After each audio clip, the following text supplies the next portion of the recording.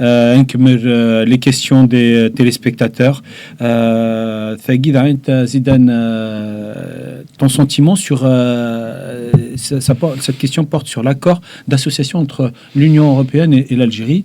Le téléspectateur qui regarde les deux parties, à savoir l'Algérie et l'Union européenne, veulent revoir cet accord d'association. D'abord, est-ce que c'est vrai? Et pourquoi ils veulent revoir cet accord? Oui, effectivement. Donc, effectivement, il y a une volonté des deux côtés, des deux parties. Donc, l'Algérie et l'Union européenne, ils veulent revoir, renégocier les accords. Il faut savoir que les accords sont entrés en vigueur en 2002. En 2002, donc ils commencent à dater. En 2002, l'Algérie avait une certaine ambition, donc avec Bouteflika à l'époque, comme quoi l'industrie allait se développer, allait tout ça. Mais finalement, c'est l'inverse qui s'est passé, donc il y a un effondrement total. Et l'Algérie s'estime lésée par les accords. Pour elle, il n'est pas gagnante des accords. Et parce que, a priori, bien sûr, c'est l'Union européenne qui gagne tout, qui rafle tout, et l'Algérie ne gagne qu'1 milliard.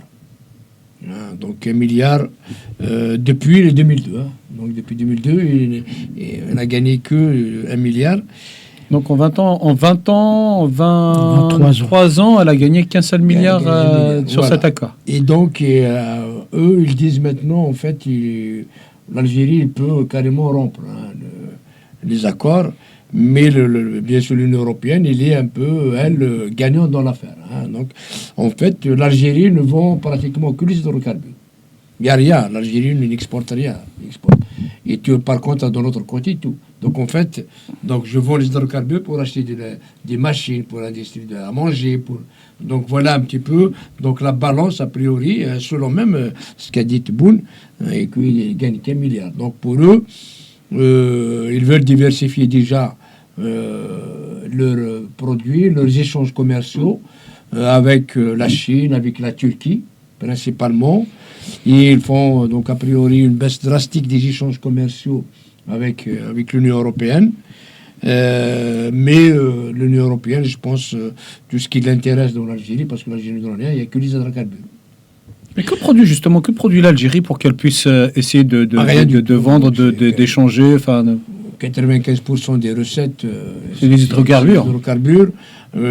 Après, sinon, je suis un dégla, je sais rien, comme ça, mais c'est pinette. Hein. Ouais. Voilà, il n'y a rien du tout. Et en plus, il y a un problème, c'est que l'Algérie ne respecte pas les contrats. Vous avez tous vécu, en fait, le conflit qu'il y a eu avec l'Espagne, où il a été obligé de couper tout un gazoduc qui passe par le Maroc, et à un moment donné aussi, suite à la position sur le Sahara occidental, il a décidé un peu de rompre les échanges économiques avec l'Espagne, donc pratiquement tous les contrats. Bon, il les a repris depuis, mais quand même, ça donne une idée sur un peu la nature de l'Algérie, qui mélange un peu la politique et l'économie.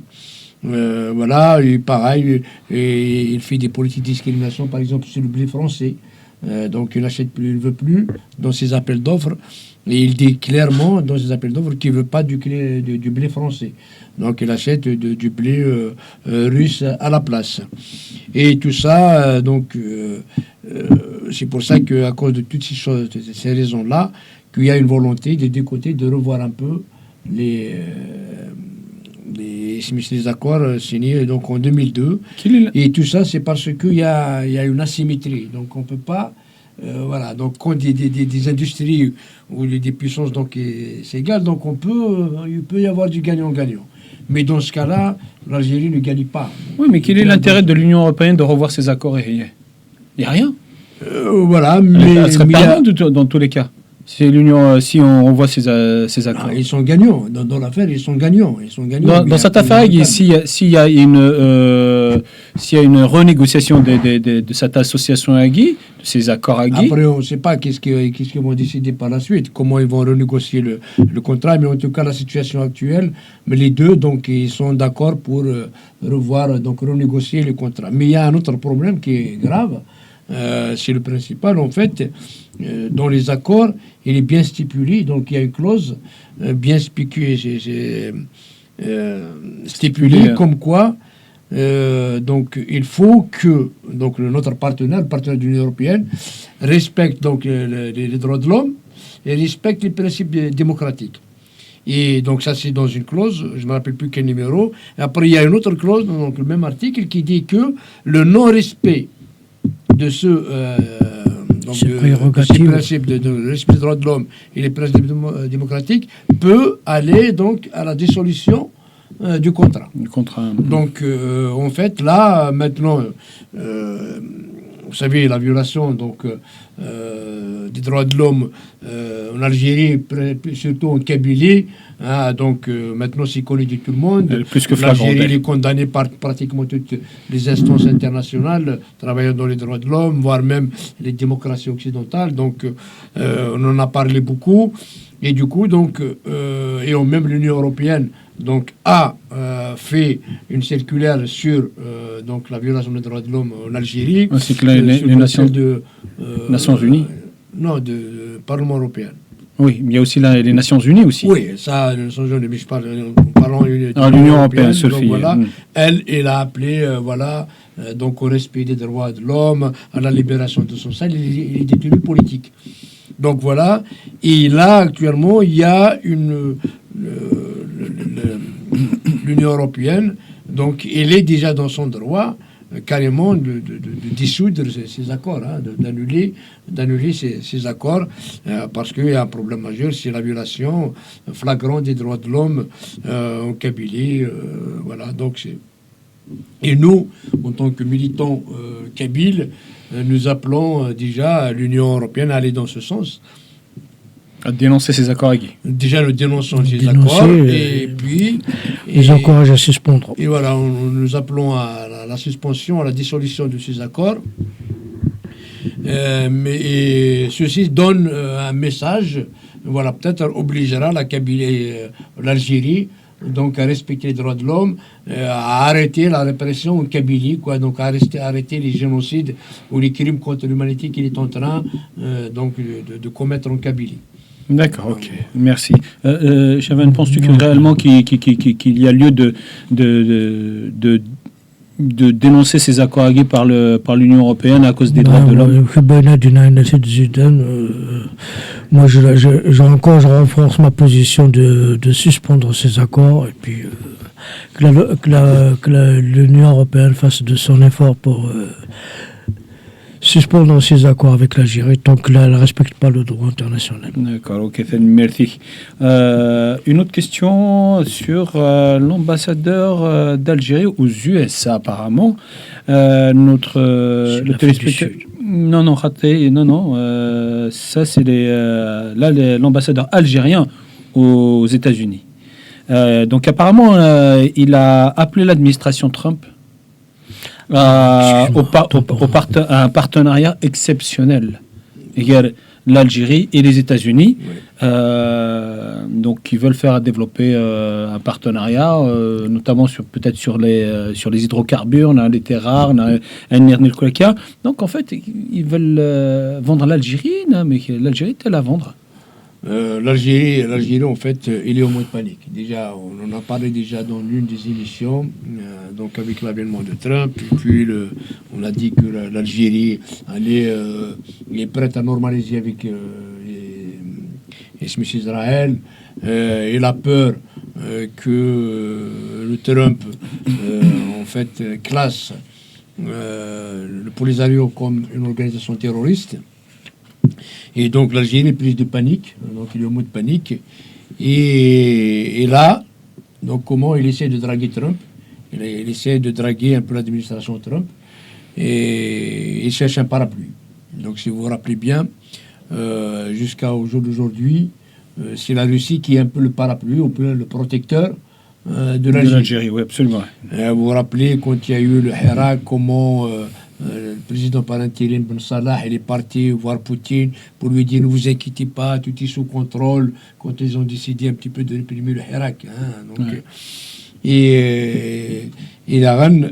Et comme ils ont vu que maintenant la Syrie, ce qui s'est passé en Syrie, que la Russie a abandonné vachement la Syrie, donc du jour au lendemain, voilà, il lui a dit bon, ils ont pris Bachar el-Assad, mais la Russie, il l'a laissé aux islamistes, quoi.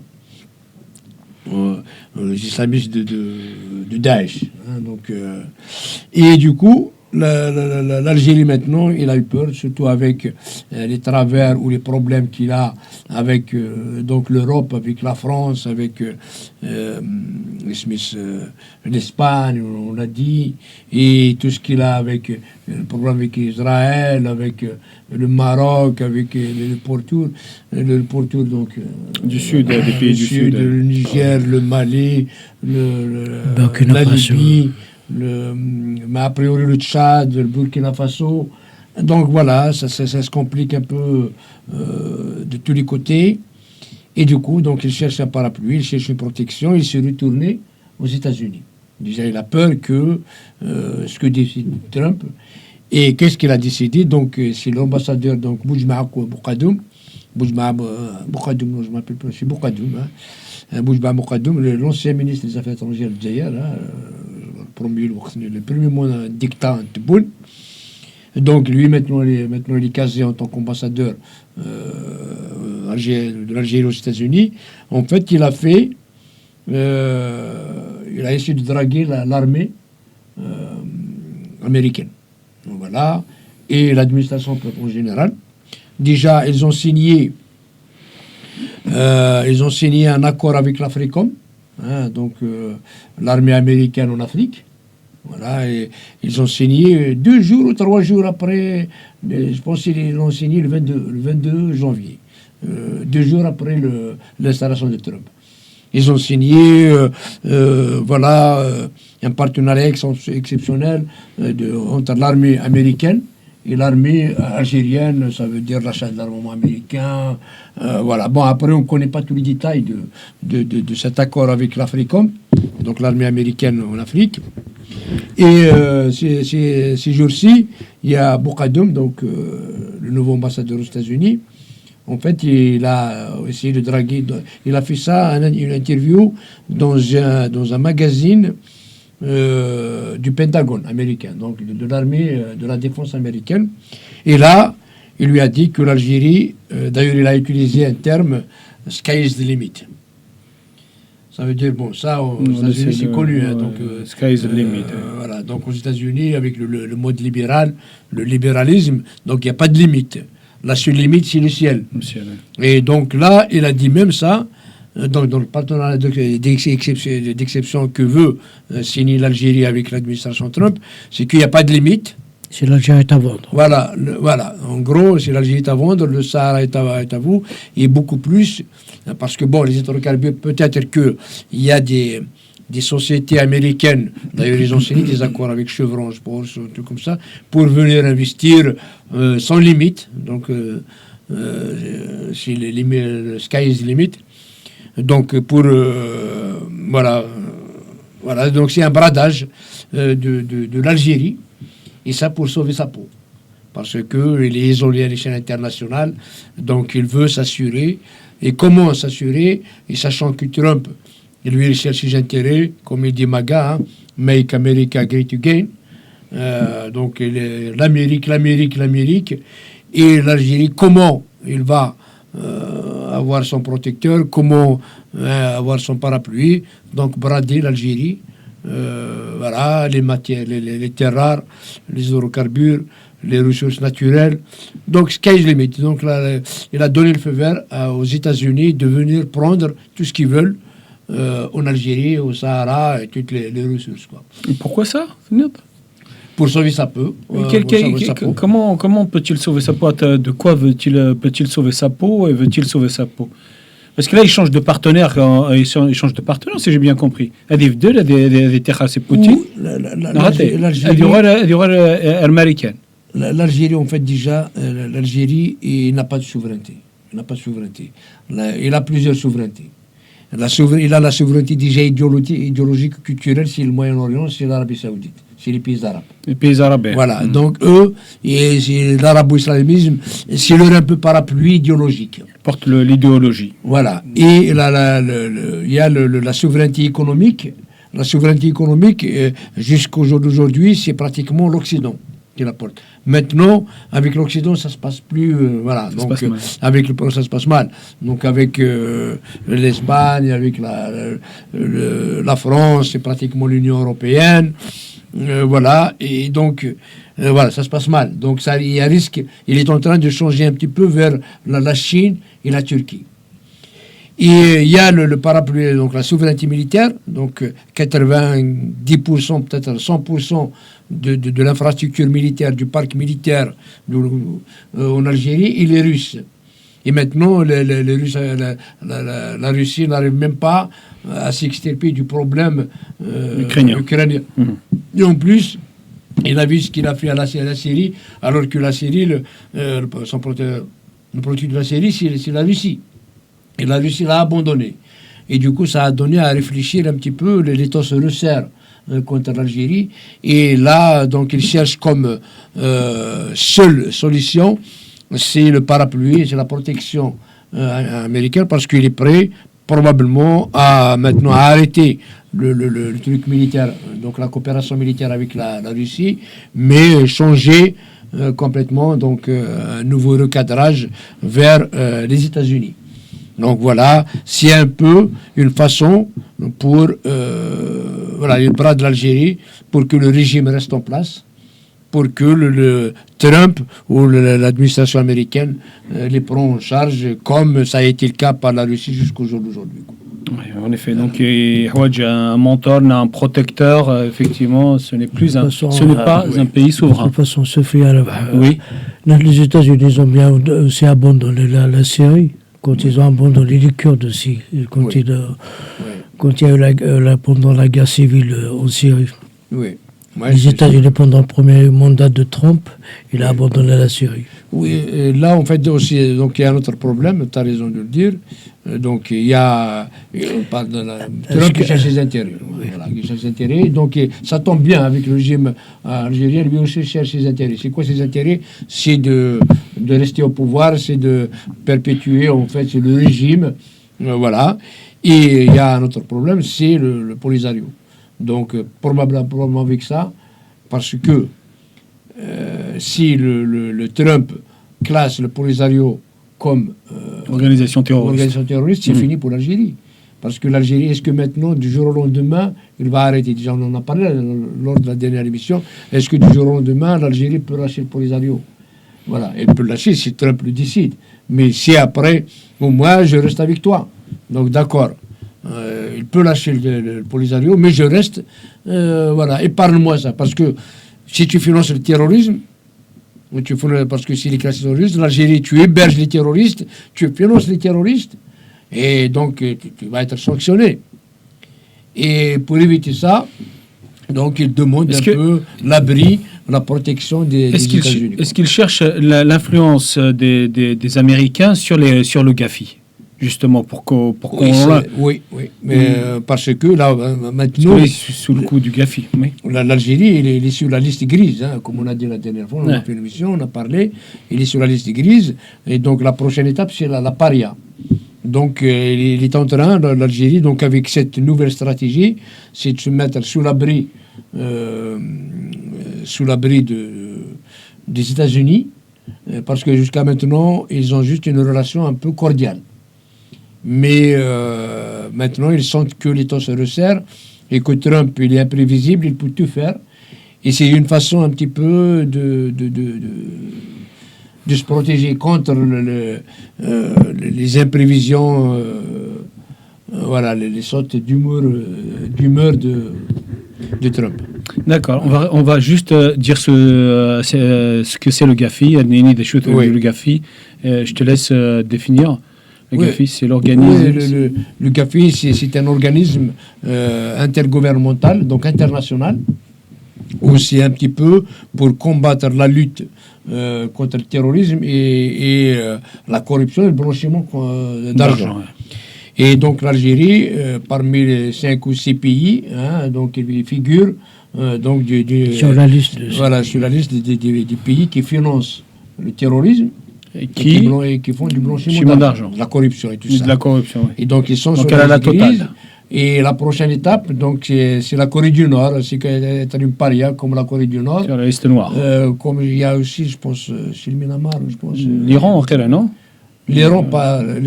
Oui, l'Iran. L'Iran, elle est sur la liste noire. La liste noire. Et puis la Russie à cause du problème d'Ukraine. Donc ils ont peur que l'Algérie se retrouve là-dedans. Et donc, en mode panique, il essaie de s'abriter, voilà, de chercher l'anaya américaine. C'est un peu le bras de l'Algérie, le bras des ressources. Et j'allais dire, en fait, intérieurement, l'Algérie. Parce qu'il faut dire que si jamais il y a quelque chose qui se passe contre l'Algérie, la Kabylie ne va plus soutenir l'Algérie. Voilà, l'Algérie, donc maintenant le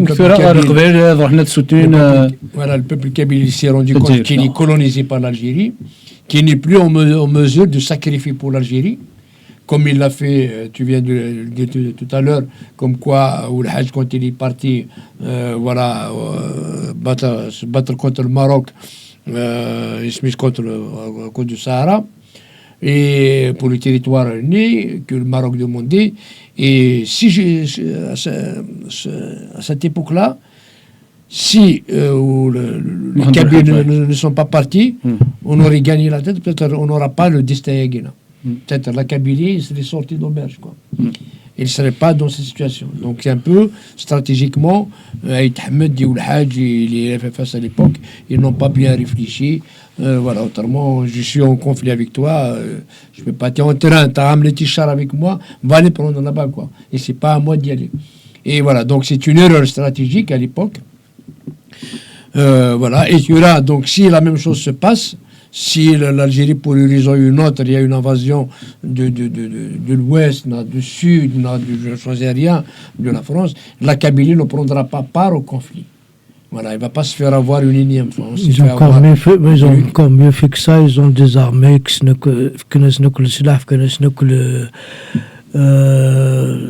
l'or.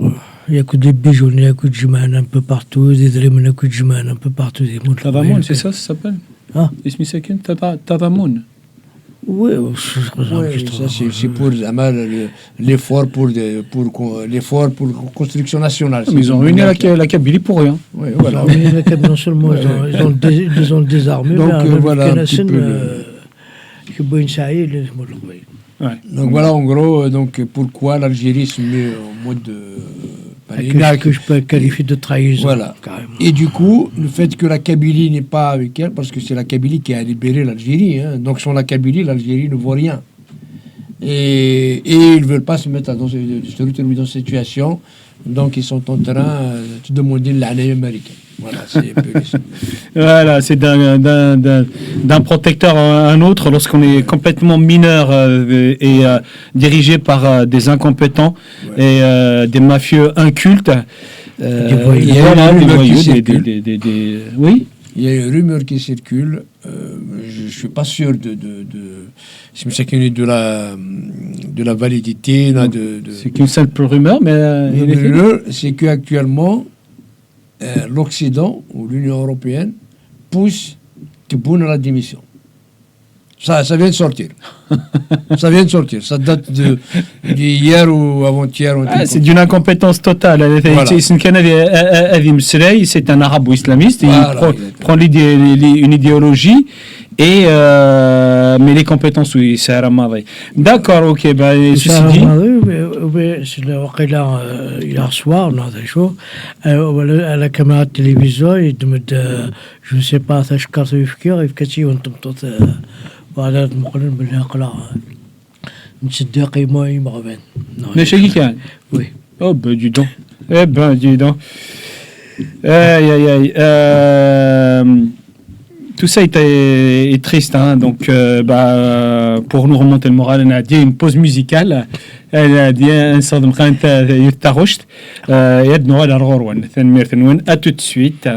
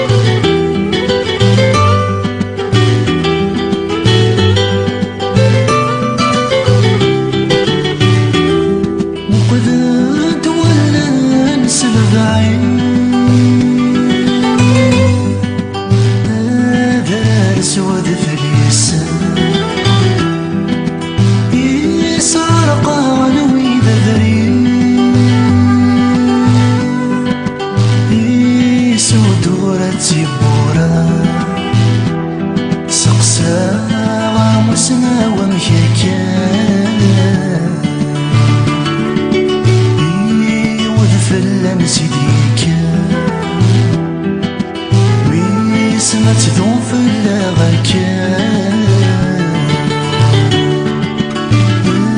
نغلي الهوز كان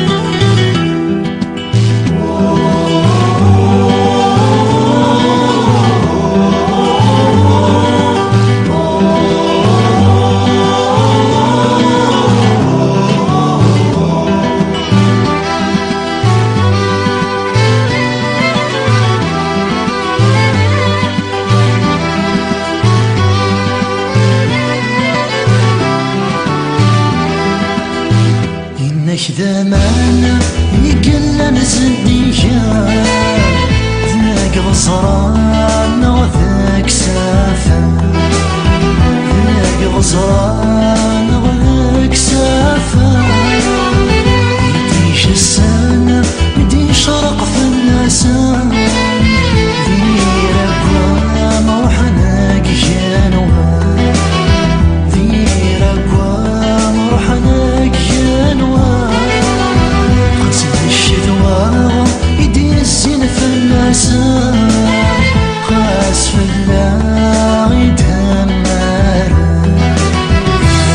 لما السالي في سيريا وذفلني السام القلن ومانا سدينا سيدي كان هذه محوسي هنا وطلع مني غير زام هذه حياتي تسول وربي لجنان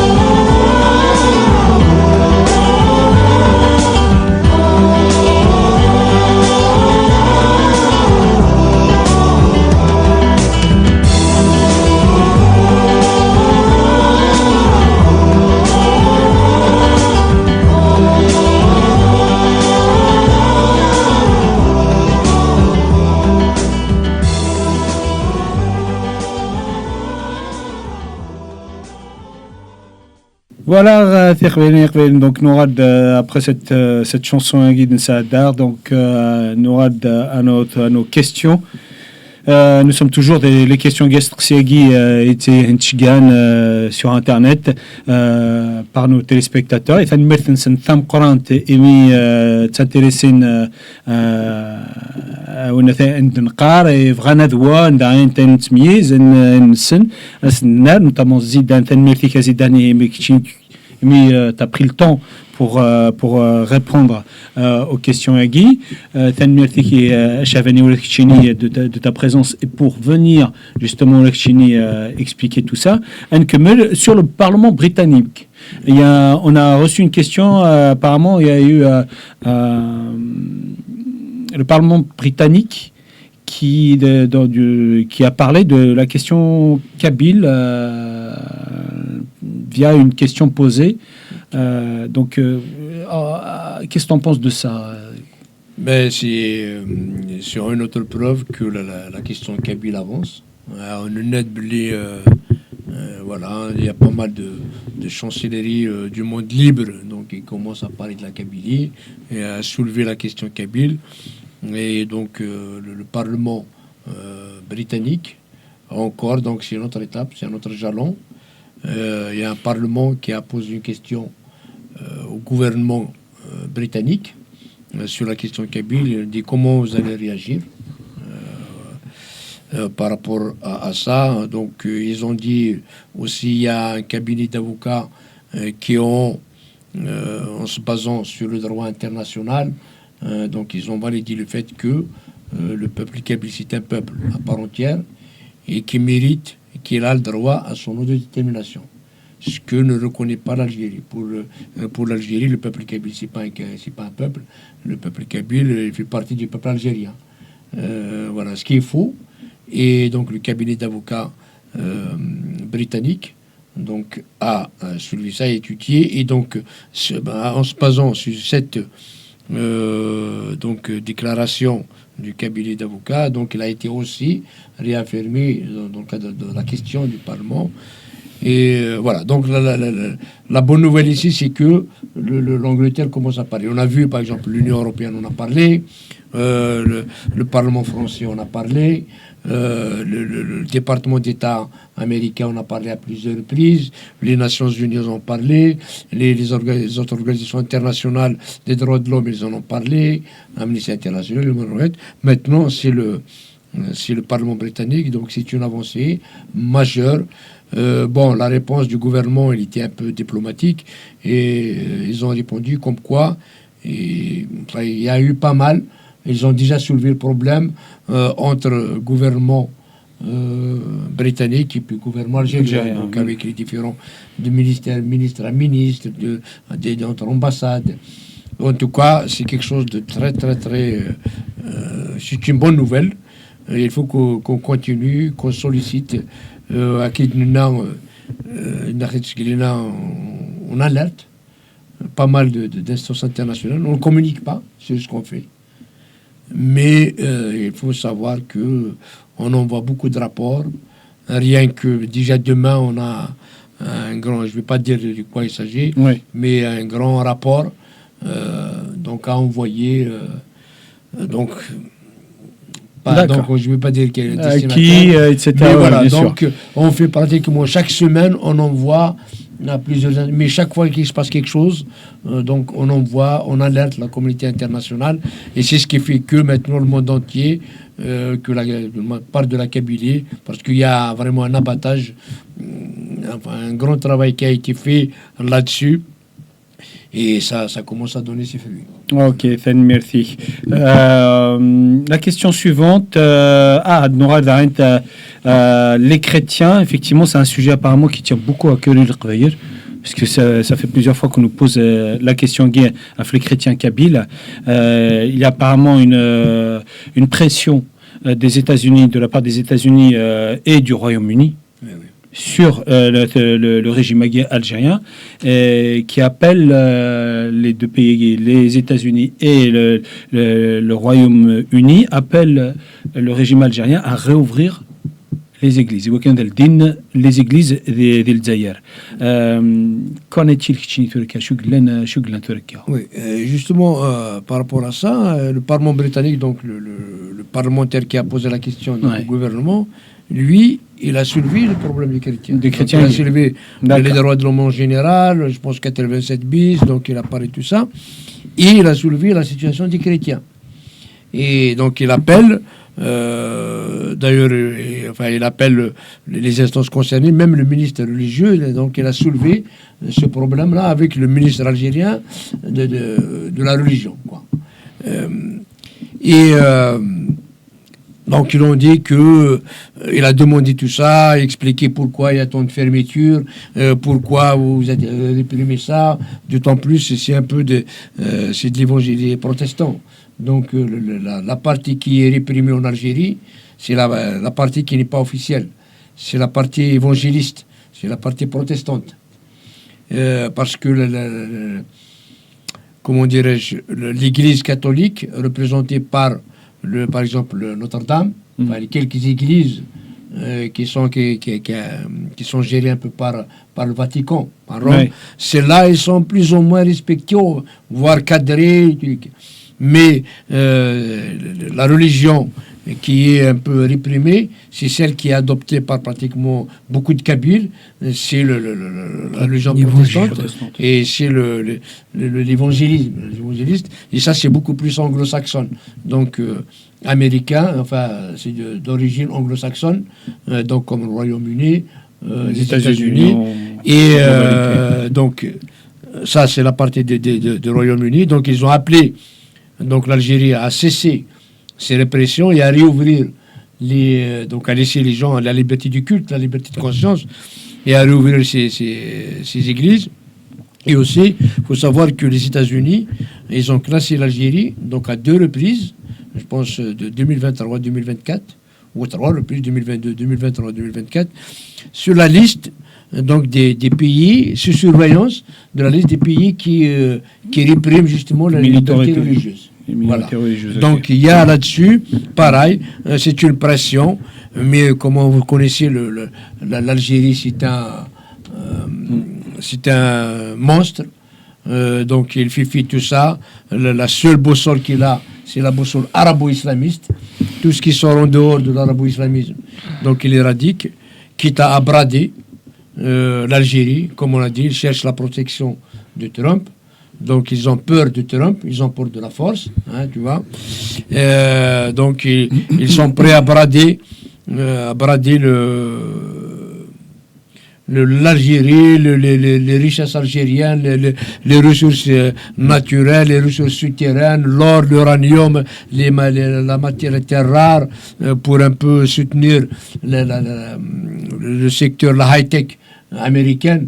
Maintenant, par exemple, pour les batteries de lithium, donc pour les véhicules électriques, les télécommunications, les satellites, les téléphones, et tout la high-tech, maintenant, en fait, il est à base de terres rares, et qui sont vraiment rares, et l'Algérie, a priori, en regorge.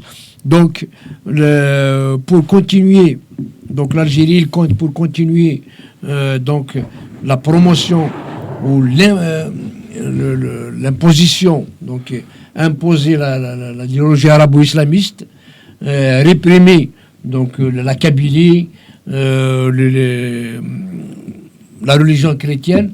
Donc ici ils sont prêts à brader tout ça pour l'Algérie, pour sauver leur peau, pour rester sous, pour que Trump ne va pas ferme les yeux. Voilà. Non, pour qu'il ferme les yeux sur n'intervienne pas. D'accord, ok. Voilà. La question suivante, c'est sur la dégradation des relations qu'il y a entre la France et l'Algérie. On a fait des émissions d'ailleurs à Finchtagui, les différentes crises qu'il y a entre la France et l'Algérie. Ce téléspectateur Yorad Al-Ghorsehi, la question est qu'est-ce qui se passe et quelle sera la suite? Qui dit marque, qu'est-ce qui se passe et quelle sera la suite? Et ma chère dernière fois, il y a un avant et un après. C'est-à-dire Ça veut dire par rapport à ce qui s'est passé, un truc avec... une fracture totale et une cassure totale. Voilà, une cassure totale. Et après, il y a beaucoup de gens, beaucoup d'analystes, beaucoup d'observateurs disent que non, c'est juste une turbulence, après ça revient. Voilà. Et beaucoup de gens disent non, c'est un point de non-retour. Qui personnellement, peut-être je me trompe, mais qui je crois que c'est un point de non-retour. Donc, la France, voire l'Union européenne, se droitise et ne va pas, je veux dire, revenir en arrière. Donc, ni l'Algérie ne revient en arrière, ni la France ne revient en arrière. Parce que c'est de pire en pire, ça s'aggrave, chaque jour il y a quelque chose qui sort. Voilà. Maintenant, le problème qui se pose, c'est que l'Algérie, après avoir détruit l'Algérie, après avoir failli de bâtir un État, donc ils sont incapables depuis 1962 de bâtir un État, et ils sont incapables donc de proposer une prospérité pour le peuple algérien malgré toutes les richesses. Ils sont incapables de nourrir même leur peuple. C'est quand même incroyable. Voilà, ils sont incapables de rien faire. Donc, voilà. Mais par contre, ils veulent rester au pouvoir. Donc ils ont échoué sur tous les plans, mais avec tous ces stratagèmes-là, ils veulent rester au pouvoir. Maintenant, ils s'attaquent aux ressortissants, donc le ressortissant algérien, qui ont fui l'Algérie, justement. Donc, chez eux, en Algérie, ils ne sont pas bien, et ici, non plus. Maintenant, ils les attaquent. Vous vous rappelez des repris de justice, des voyous, là, des influenceurs entre trucs, c'est des voyous qu'on a appelés influenceurs, qui a attaqué les Kabyles, qui a attaqué les indépendantistes, qui a attaqué le truc, qui a appelé au meurtre, donc voilà, on se rappelle de toutes les marches des indépendantistes, comment ils ont été infiltrés par ces gens-là.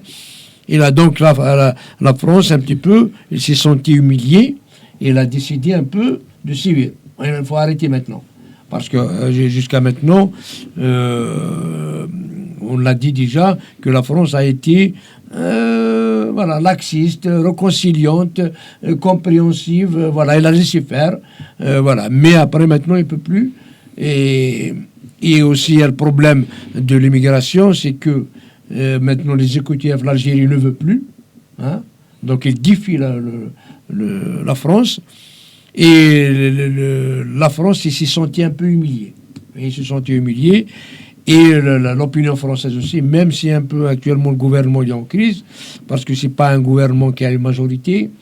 Donc c'est un petit peu une partie de ça, une partie de ça. Mais Macron, il a lâché prise sur le gouvernement, parce que ce n'est pas sa majorité, hein, mais il n'a pas de majorité lui non plus. Et donc, il y a un petit peu le Rassemblement national qui a son mot à dire, qui est un petit peu, il essaie de... Sinon, il va faire la censure. Il y a aussi la droite. Et le peuple, l'opinion française maintenant, c'est le droitisme. Donc, ils veulent plus laisser faire par l'Algérie. Donc, et là... Et ça, chaque fois, il y a des choses qui sortent sur les relations entre... donc la France et l'Algérie. Et je pense, comme j'ai dit, donc... Ils veulent revoir, même monsieur le Choualif, ils veulent revoir les accords de 68. Oui, voilà, oui, donc il y a justement, on prépare un truc là-dessus aussi. Et là, déjà, il y a à peu près 800 responsables algériens interdits de rentrer en France. C'est jamais.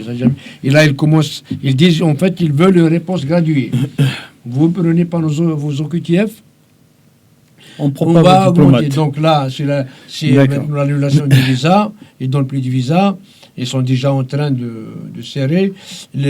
Tous les proches des responsables algériens ne peuvent plus entrer en France. Leurs enfants, il y a des enfants, ils ont des biens ici, ils étudient ici. Donc les taux se resserrent, commencent à se resserrer sur eux. Et il y a à peu près une liste de 800. A priori, il va aller plus loin aussi. Mais l'Algérie, voilà, elle, parce qu'en fait, c'est un fonds de commerce. Ils disent, nos problèmes, c'est à cause de la France. La France qui soutient les Kabyles, la France qui essaie de diviser l'Algérie, la France ceci, cela, tout ça pour masquer un problème. Nous avons déjà parlé là-dessus. Donc, la situation s'aggrave de plus en plus. Mais là, maintenant, le problème qui se pose, je pense que la France essaye, avec les sanctions contre le régime algérien, parce que le gouvernement français veut faire la distinction entre le peuple algérien et les responsables algériens. Et si on sanctionne le peuple algérien, on sanctionne les responsables algériens, donc le régime, et on laisse le peuple algérien, et le peuple algérien donc ne dit rien, accepte, ne soutient. Donc ça, c'est une grande fracture. Voilà, c'est pour ça que j'ai dit tout à l'heure, il y a des rumeurs que voilà, donc de démission de Tebboune. Ils veulent que, pour un peu régler la situation, et d'ailleurs même la situation actuelle, avec tout son régime arabo-islamiste, la situation ne va pas changer. Et là actuellement, donc l'Europe, il y a des rumeurs, et je ne suis pas sûr de ce que je dis là, mais il demande la démission de Tebboune. Donc ça rentre un peu de ça. Là, on entre dans la situation Anida, le régime algérien, il est sanctionné, et le peuple algérien qui n'est pas sanctionné ne dit plus rien. Donc il y a d'ailleurs même les voyonnés, les influenceurs, les amants, entre guillemets, parce que ça y est, il y a une enquête sur eux. Ouais. Donc de plus en plus, donc c'est comme si, voilà, ils sont en train de faire graduellement, donc progressivement, le régime français. Il ne veut pas couper. Mais le régime français, enfin le pouvoir français, le gouvernement français a tout à fait raison de ne pas vouloir sanctionner le peuple algérien. Ah, oui. Le peuple algérien est victime. Donc ça, la première victime dans tout ça. Oui, oui. Donc il a raison, et puis s'attaquer vraiment à la source du mal, c'est-à-dire au régime agui, terroriste, mafieux, voleur, manipulateur, ce qu'ils disent d'ailleurs. Donc, et ça, c'est effectivement, ça c'est une bonne stratégie pour vraiment attaquer le mal à la source. Oui, d'ailleurs, c'est ce qu'il y a une discorde entre le président Macron et le gouvernement. Même apparemment, Retailleau, si le machin n'applique pas sa directive, il menace de démissionner. Oui, ça vient de sortir ça aussi, voilà. C'est nouveau, effectivement. Effectivement, bon, donc on sait qu'il y a plusieurs tendances dans ce gouvernement. Donc il y a une tendance qui est un peu macroniste, qui veut aller mollo avec le régime algérien. Il y a une grande partie qui est la droite, donc de la droite républicaine jusqu'au... Même une partie de Macron, hein. Donc même par exemple Darmanin, lui, il y a un peu de l'élure, mais même s'il est dans le clan de Macron, disons, hein. Et après jusqu'au Rassemblement National. Mais pourquoi la dangerosité de la chose, la gravité de la situation, c'est qu'ils vont aller graduellement, donc jusqu'à pratiquement la suppression des accords 1968. Et ça, c'est pas le régime algérien qui est pénalisé. C'est les Algériens, le peuple algérien. C'est ça le problème. Donc voilà. Et ça, donc la gravité vue, donc maintenant, quand tu commences les gens à dire, voilà, qu'est-ce qu'il fait là, Tebboune? C'est quoi ça? Qu'est-ce qu'ils sont en train de faire? Et d'ailleurs, ça explique, d'ailleurs, ça donne raison au Kabyle. Tout ce qu'il a fait en Kabylie, c'était tellement grave, il continue à le faire. Donc là, il a détruit l'Algérie, il a détruit le peuple kabyle, il a détruit la Kabylie, il s'attaque maintenant aux ressortissants qui sont installés ici en France. Donc, en détruisant, donc en annulant l'accord 1968, donc c'est le peuple algérien qui est pénalisé parce que, quand même, avec Smith, c'est grâce à ces accords, les accords 1968, qu'il y a autant d'Algériens ici en France. Autrement, s'il n'y avait pas, tu ne pouvais pas avoir des trucs de 10 ans, beaucoup de facilités, beaucoup d'avantages. C'est ce qui fait que l'Algérie, c'est la première communauté étrangère ici en France, les Algériens. Mais maintenant, avec Tebboune, donc il va casser tout ça. Et beaucoup de gens disent, oulala, donc mais ça s'aggrave. Et je pense là, et Tebboune ne va pas revenir en arrière, hein, parce que, voilà... Mais donc, il n'y a que son départ. D'ailleurs, moi, je le dis aussi, tous ces gens, les seules personnes qui devaient être condamnées, c'est bien Tebboune et son régime, Tebboune Chingrah. Les seuls qui méritent d'être condamnés à mort, c'est ceux-là. Ce ne sont pas les Kabyles. Toutes les condamnations, là, 20 ans condamnés à mort, je ne sais pas. Le peuple kabyle, il est dans son droit, il est dans son droit légitime, dans son droit international. Il a besoin de défendre ses opinions. Et c'est le seul qui doit être condamné, c'est le régime de Tebboune. Oui, parce que ce sont des assassins. Des assassins, des terroristes, voilà. Oui. Et maintenant, il y a des rumeurs comme quoi ils veulent pousser à sa démission. D'accord. Okay. Avec Chingira. Lui, Chingira. Oh oui, c'est toute la Ouais. clique. C'est- L'armée Agui mafieuse, plus Ouais. le Pantagui, la marionnette incompétente. On passe à la prochaine question. Thagui, la prochaine question, je trouve que Archish Agui, il est dans l'actualité et effectivement, Archish ou Tarchish, hein, parce qu'il marquait Larry Smith. Il a sur l'espionnage de Bercy. Oui. Ah. La crise continue, la crise diplomatique continue donc entre la France et l'Algérie à cause de cet espionnage à Bercy. Il y a eu un espion qui a infiltré Bercy, Narc, qui était déjà à Bercy, mais il s'est mis à travailler pour le régime terroriste algérien. Quel est le problème exactement sur ce truc-là, de cette affaire Agui? Ça, déjà, est-ce que on peut parler d'espionnage? C'est pas de l'espionnage. Non, donc c'est pas de l'espionnage. Dans les médias d'un Parce que l'espionnage, c'est autre chose. D'accord. Mais il y a l'avocate. Bon, l'espion Guinée, c'est quelqu'un qui a à peu près 56 ans. C'est un franco-algérien, donc double nationalité. Donc c'est quelqu'un qui a réussi. Il a réussi dans sa carrière donc, à atteindre une grande direction du ministère de l'économie à Bercy, quand même, c'est pas rien. Donc toute la direction numérique. Voilà.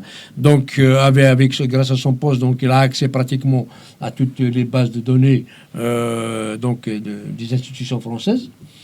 Et lui, il a été donc utilisé. Est-ce que détourné ou pas? J'appelle pas ça un détournement. En fait, son avocate a dit comme quoi il a été victime d'un chantage d'une puissance étrangère. Comme c'est un franco-algérien, donc là c'est clair, donc il a été victime du chantage de l'Algérie. En fait, qu'est-ce qui s'est passé? Cet espion Aguina, il est donc en relation amoureuse, je ne sais pas si c'est donc sa femme ou je ne sais pas. Donc là, en tout cas, il est avec une relation amoureuse avec une jeune femme ou une femme qui travaille à l'OFI, donc l'Office d'intégration des étrangers. Et du coup, à partir de là, donc la combinaison donc d'elle, lui, en fait, il a accès au dossier des opposants. A priori, donc le régime algérien lui a fait des chantages. Donc comme il fait au Kabyle, là tu signes, sinon tu rentres pas au bled. Voilà, tu signes si tu veux que je t'efface ta condamnation. Voilà, il faut signer, voilà, un peu du genre. Donc, il a fait du chantage à ce monsieur-là, donc à ce franco-algérien, qui est de son consultant, qui travaille au ministère de l'économie.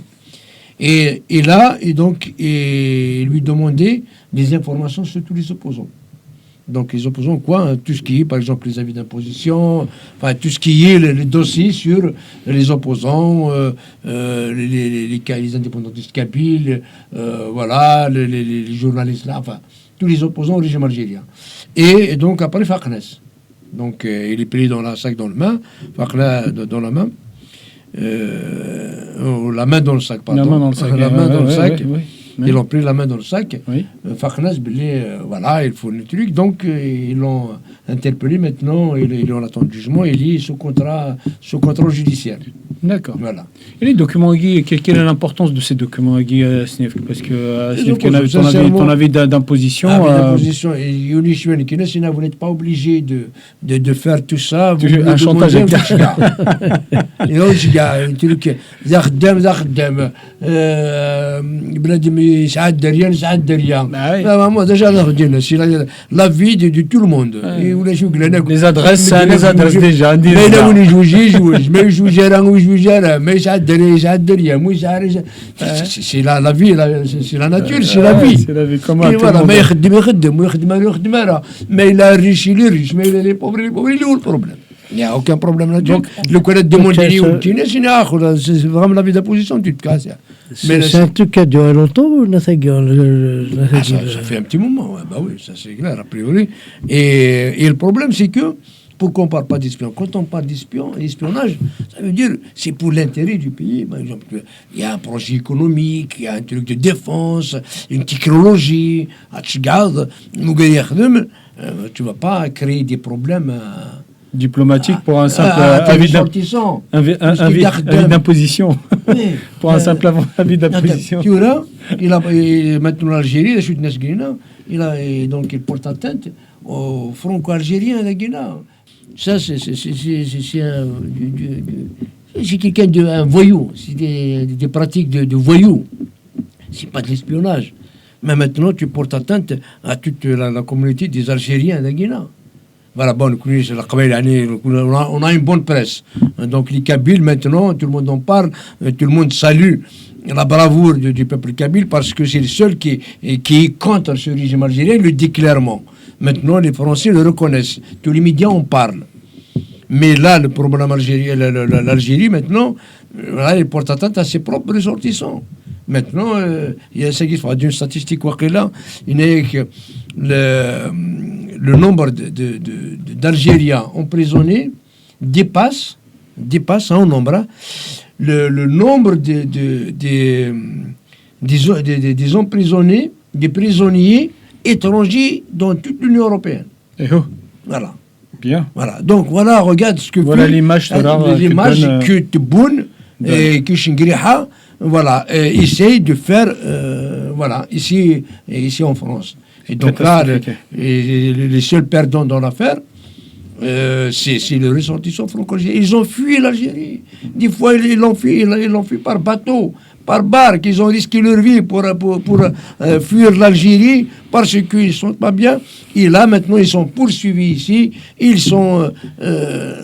voilà. Mais...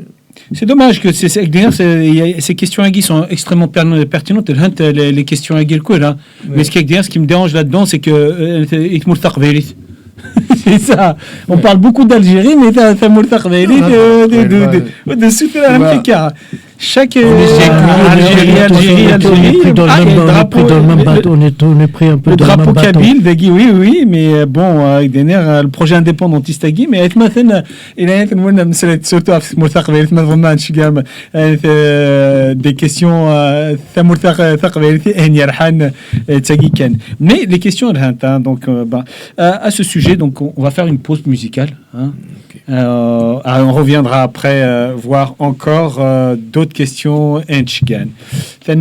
À tout de suite après cette pause musicale.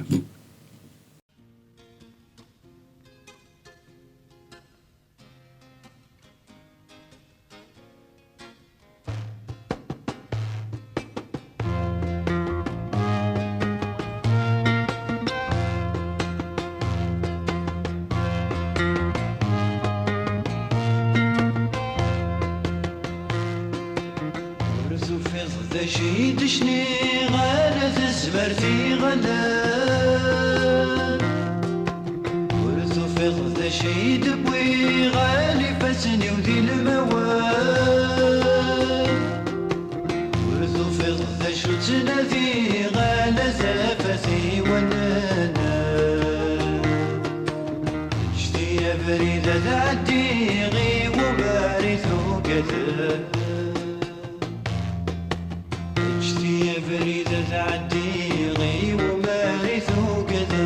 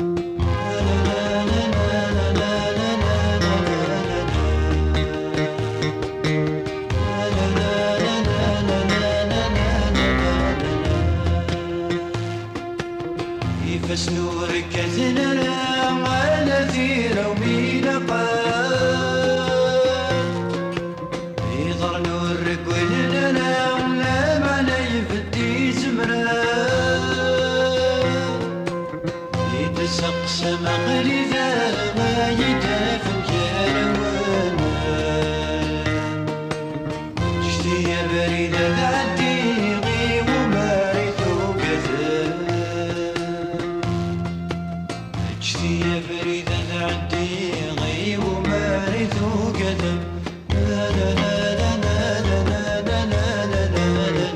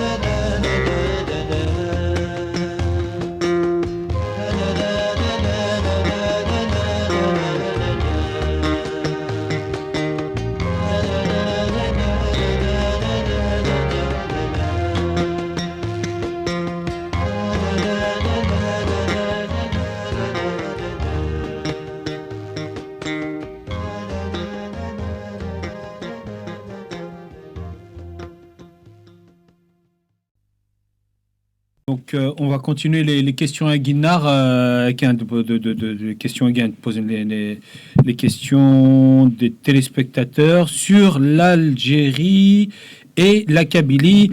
Alors, à travers toutes ces problématiques qu'on a énumérées, sur l'espionnage, sur le problème avec l'UE, les accords Agui que veut dénoncer l'Algérie entre l'Algérie justement et l'Union européenne. Avec tous les problèmes Agui, voilà qui t'excère. Le rôle de la Kabylie, qu'est-ce qu'elle fait, qu'est-ce qu'elle subit, quel est son rôle, malheureusement, comme il n'y a pas beaucoup qui font distinction, hein, donc quand tu dis je suis kabyle, il y a donc maintenant, de fur et à mesure, il y a donc des personnes ou des communautés qui comprennent un peu la Kabylie, qui font la distinction entre la Kabylie et l'Algérie, mais il y a encore beaucoup de monde là qui font pas de distinction. Donc ça veut dire que si l'Algérie il est un peu voilà, donc une mauvaise image, une mauvaise presse, parfois les Kabyles ils sont aussi inclus dedans. Ça malheureusement c'est ça. Et aussi tout appauvrissement économique en Algérie, comme la Kabylie maintenant elle est sous tutelle algérienne, donc la Kabylie on subit. Donc ça veut dire que parmi tous ces événements, il y a des événements qui font mal à la Kabylie, et il y a des événements où la Kabylie peut sortir bénéfique, hein, donc peut avoir des bénéfices par rapport à ça. Donc je donne mais là c'est à nous, ou c'est au peuple kabyle, c'est à la Kabylie de ne pas déjà compter sur l'Algérie, parce que si l'Algérie fait quelque chose, le fait forcément contre la Kabylie. Mais c'est au Kabyle, comme nous n'avons pas actuellement une entité, un État kabyle qui représente dans le Conseil des Nations, donc il faut que nous, les militants, il faut que, même si on n'est pas militant, il faut que le peuple kabyle donc travaille pour dire que la Kabylie n'a rien à voir avec l'Algérie. La Kabylie n'est pas concernée par tous ces problèmes-là. Si l'Algérie fait du mal, si l'Algérie c'est un pays, un État, c'est une dictature, une mafia, un État voyou, un État terroriste, un État fasciste, obscurantiste, tout ça. Mais la Kabylie n'a rien à voir avec tout ça. La Kabylie est à l'opposé de tout ça. Donc c'est à nous de l'exprimer. Nous, on commence à le dire. Donc sincèrement, nous, on commence déjà à le faire vis-à-vis donc, des chancelleries occidentales. Et à chaque fois, nous leur disons, s'il vous plaît, d'ailleurs même, on appelle un peu le peuple, le gouvernement français, de faire la distinction, surtout dans le cadre des accords 1968, de faire la distinction entre la Kabylie. Il ne faut pas que l'annulation ou la suspension de ces accords porte atteinte au Kabyle. Donc il faut que la Kabylie soit traitée à part parce que la victime, elle aussi, il est colonisé, il n'est pas responsable des actes de l'Algérie. Son colonisateur. Ouais, voilà. Donc, maintenant, on est un peu pieds et mains liés dans le cadre du carcan algérien. Et donc, il faut qu'on sollicite la communauté internationale pour leur dire il ne faut pas qu'on soit... voilà. Donc, qu'on soit un peu pénalisé par les choses dont ne sont pas responsables, par les choses que fait l'Algérie dont ne sont pas responsables. Et je prends l'exemple, par exemple, de l'accord de l'Union européenne. Si l'Union européenne décide de suspendre l'accord à cause de non-respect des principes démocratiques, ce qui est le cas, parce que le régime algérien, tout le monde sait, n'est pas légitime. Tout le monde sait qu'aucune élection n'est honnête, tu vois. Ils sont toutes... voilà, donc entachés de fraude. Et d'ailleurs, les Kabylies n'ont pas voté. La Kabylie s'est portée dissidente avec de zéro vote. Voilà, donc, et aussi les génocides commis en Kabylie, les crimes contre l'humanité, tout ça, c'est une violation grave des droits de l'homme. Donc, c'est une occasion. Ça peut être une cause pour l'Union européenne de suspendre ces accords, d'annuler ces accords. Peut-être ça va obliger le régime algérien de revoir sa copie en matière de droits de l'homme en Kabylie. Ça, c'est un exemple, le truc. Quoi d'autre? Par exemple aussi, maintenant avec si Trump, parce que comme on dit, Trump est imprévisible, si l'Algérie décide de brader ses richesses, et que Trump n'aura pas le droit de regard sur la colonisation de la Kabylie, sur les crimes contre l'humanité commis en Kabylie. Donc ça peut nous causer un peu de problèmes et de tort. Voilà, donc c'est pour ça, donc il faut voir, et voilà, mais si on fait rien, automatiquement on va subir. Hein. Bon, voilà, si on qui se prennent en charge, il a vraiment Diakoui. Parce que tout se joue contre si on laisse l'Algérie parler au nom de la Kabylie, ça y est, c'est fini, on est foutu. L'Algérie ne cherche qu'à nous éradiquer. L'Algérie ne cherche qu'à éradiquer la Kabylie, la rayer de la carte. Hein. Donc voilà, c'est à nous. Donc c'est le vrai قبيلي الجزائري ناقينا هذا هو مهرسن الجزائري كيف غتصور ذا عرب با خطي ذي قبيل ندنرور ذي قبيل انيري ذي قبيل انيدير ذي قبيل نمث كيف الدنيا ثاني لا وانا قبيلي يسوس نفرح يسوس انزوخ. اوكي ثاني ميرتيك ازيدان تورد عندي une question qui n'a rien à voir avec cette fois-ci avec la Kabylie, n'a carrément le Zaïre. Quoique le Zaïre, ça peut être rapproché. Hein. Sur l'Afrique du Sud, apparemment, dernière minute, dans le journal Le Monde, il y a eu un communiqué et des freins comme quoi les États-Unis donnent l'ambassadeur d'Afrique du Sud, hein, l'ambassadeur d'Afrique du Sud aux États-Unis, aux USA, est sommé de quitter les États-Unis dans les 72 heures. Oui, c'est dû à quoi, à ton avis? Je pense que donc déjà, à mon avis, c'est dû au fait que récemment, l'Afrique du Sud, c'est elle qui a été un petit peu au niveau de la Cour pénale internationale et au niveau de l'ONU, hein, c'est elle qui a insisté un peu sur Israël, qui a tapé sur Israël. Voilà. Et à mon avis, comme bien sûr Israël, le protecteur d'Israël, c'est les États-Unis. Les États-Unis, donc aussi, il y a beaucoup d'intérêt avec Israël. Et c'est à cause de ça que peut-être les États-Unis ont décidé de punir l'Afrique du Sud. Voilà, donc ça, c'est vraiment quelque chose, c'est une surprise. Donc ça veut dire une évolution, c'est à l'avènement, parce que tout ça, ça a daté de l'ère de Biden. Et Biden n'a pas pu un peu faire arrêter ça. Maintenant que Trump est là, donc il s'est attaqué au problème. Parce que d'ailleurs même là Trump il est un peu extravagant un petit peu dans ses prises de décision. Il a même menacé de quitter l'ONU, alors que l'ONU a été créée principalement par les nations qui ont gagné la Deuxième Guerre mondiale, donc à savoir les États-Unis, la France, l'Angleterre et la Russie et la Chine. Donc voilà, maintenant, bon, ils décident de quitter. Eux aussi, ils ont décidé un petit peu d'attaquer en justice, de poursuivre en justice la Cour pénale internationale. Donc les choses bougent beaucoup. Et voilà, donc l'un des effets, c'est là, il s'est retourné contre l'Arabie, contre l'Afrique du Sud. Pourquoi pas contre l'Algérie?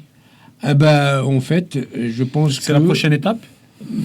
En tout cas, l'Algérie, il y aura un impact sur l'Algérie, sûr et certain, parce que dans le cadre de sa lutte, de son combat contre Israël, l'Algérie, il a rejoint l'Arabie et l'Afrique du Sud.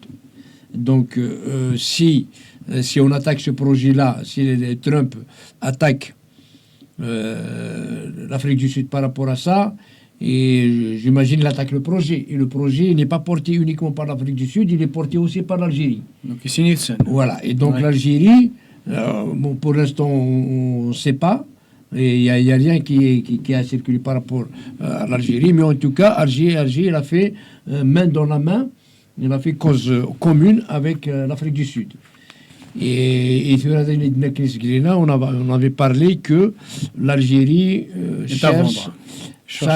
cherche la protection. Est-ce que donc sa stratégie algérienne, du régime algérien, de brader les richesses algériennes, de se vendre, ou de se mettre sur le parapluie de Trump, commence à donner ses fruits?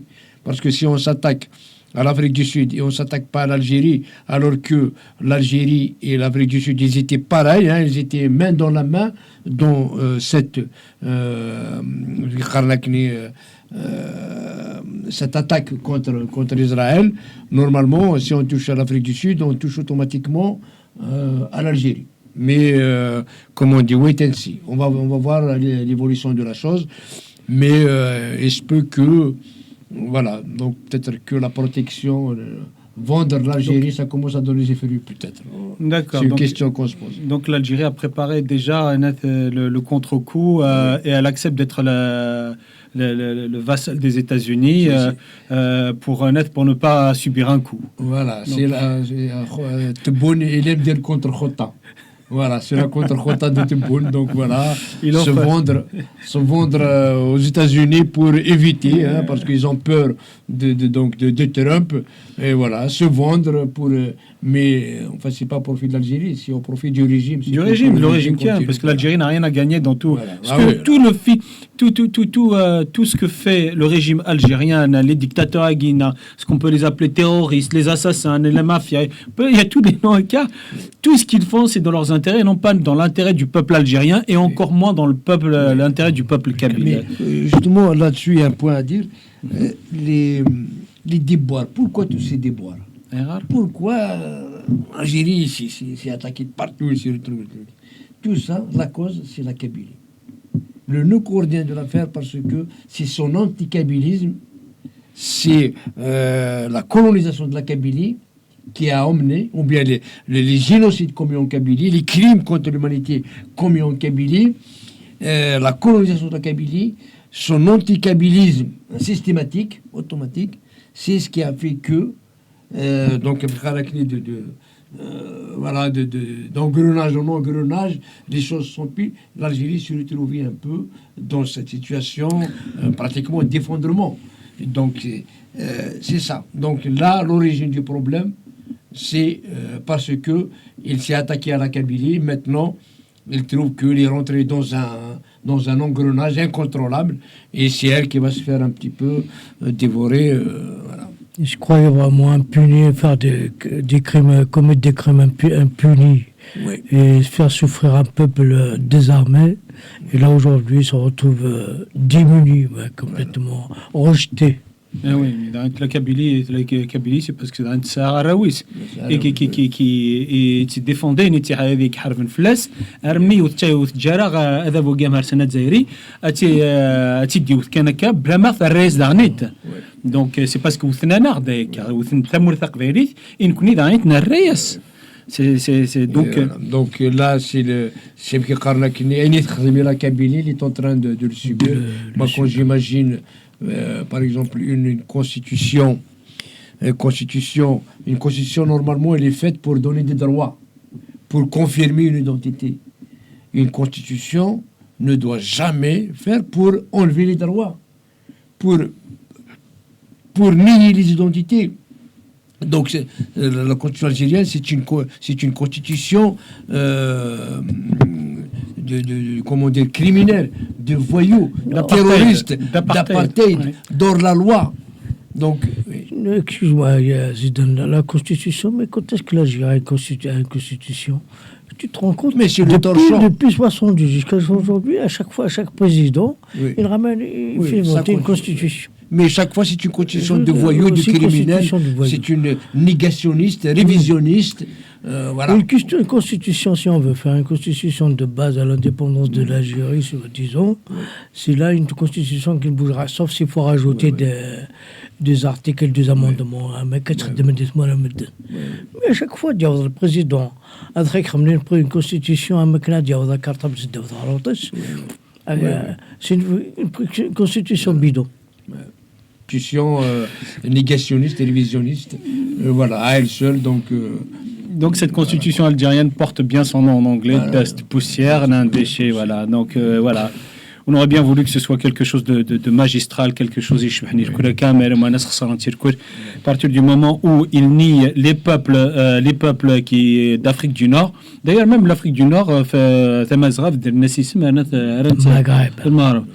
بوين دا اسم يسان 6000 كيلومتر ارض مورثنا وكناس بدرني السم c'est l'Afrique du Nord. À l'origine c'est la Numidie.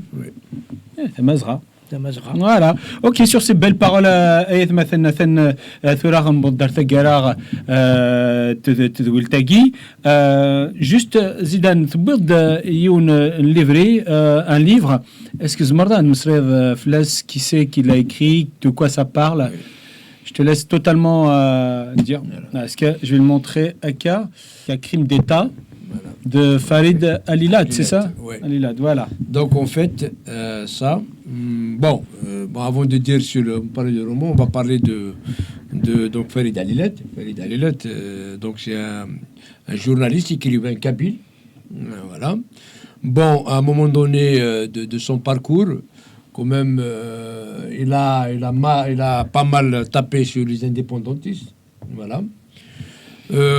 Là, après, quand même, il a eu un petit problème ces derniers temps parce qu'il a été refoulé de l'Algérie, alors qu'il a une seule nationalité, c'est la nationalité algérienne. Donc, il est parti rentrer chez lui. Et puis, donc, le régime algérien l'a refoulé. Scramis. De chez lui, donc l'aéroport, voilà. C'est l'ironie d'un colonisateur, voilà. Voilà, donc il commence à subir en fait, donc voilà ce que nous subissons, ce que les indépendantistes subissent. Mais depuis, je ne l'ai pas vu en train de taper des indépendants. J'espère qu'il a revu un petit peu sa position vis-à-vis des indépendantistes. On l'encourage en tout cas. Même si tu es algérianiste, rien ne t'oblige de taper sur les indépendantistes. Vous avez donc il faut qu'on se respecte en tant que Kabyle. Le fait qu'on soit Kabyle, on est réunis par la Kabilité, il faut qu'on sacralise cette Kabilité. Maintenant, je tiens à le remercier par rapport à ce livre qui a été écrit. Moi, je l'ai acheté hier. Il est sorti ce jeudi, donc il date pas. Il est sorti jeudi. Et il s'agit donc il a élucidé un petit peu le crime, l'assassinat de Karim Belkacem. Karim El-Qassem. Là, donc c'est un crime d'État, bien sûr. Là, il a expliqué de fond en comble comment donc il a été assassiné. Il a dit beaucoup de vérité. Donc c'est bien que les Kabyles, en fait, pourquoi je l'encourage, je le salue, je le remercie. Il faut que les Kabyles lisent parce que ça le change de l'histoire officielle algérienne, l'histoire falsifiée. Donc la fausse histoire ou bien l'histoire révisée.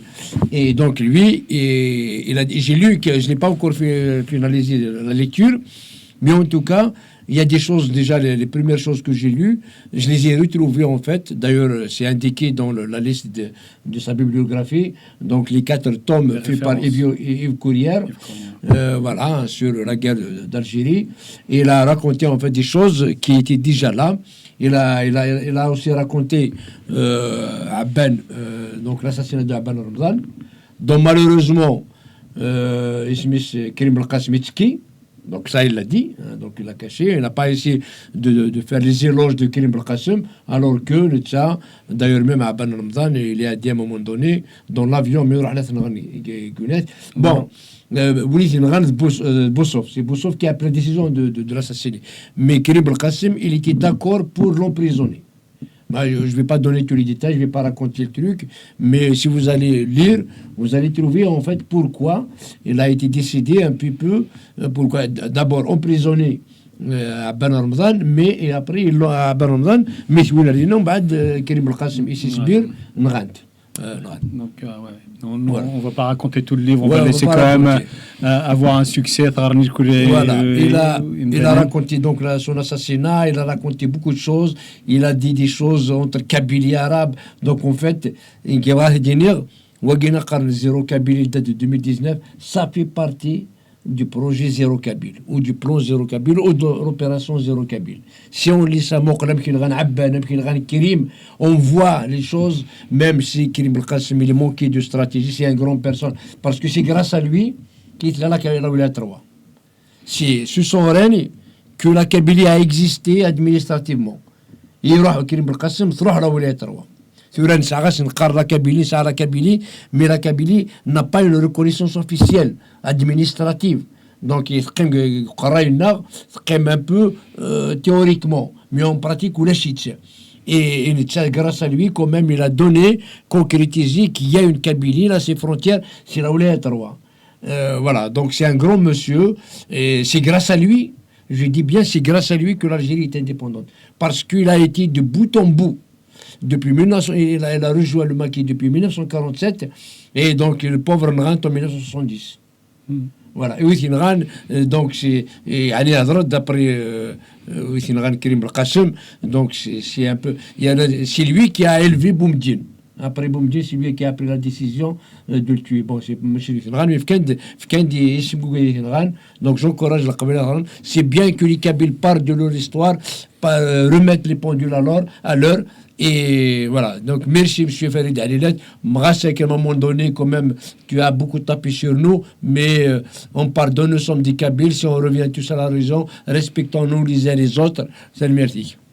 merci يزيد تنمير ثم قران تتهي cette fois-ci نبوض ثقرا تدويل تاقي ثملي ذوكذوذا et تنمير وذاك الكلان دي اسمه قران فغ يا دو ميساج فغ تساعد وذاك قلنا دير حفص اسنيا ايت مثلا اقران طرفنون ورتساقوا الثرى هذيك فور حيف هذيك فوق كل شيء هذيك فوق اتفخما دوار مرثواش ثواش نون فو فامي دوار ما نثا خمنا نون et le courage كان une grande pensée bien sûr إثيراونا جينا إكتواحد بسن يجرح ولنا ميتواحد بسنت وافيا ميرام قناش الكل جلان دعني تسرثي روحي